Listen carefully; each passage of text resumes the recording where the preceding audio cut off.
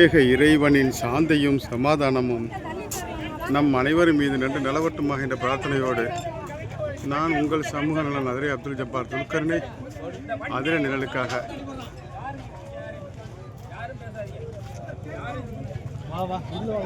தஞ்சாவூர் செல்லக்கூடிய வழியில் ஒரு விபத்து, ஒருவர் இறந்து இருக்கார்.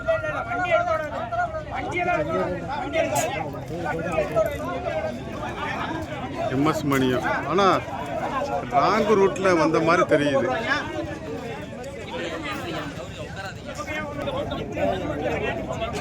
ஒருவர் இறந்திருக்காருங்க.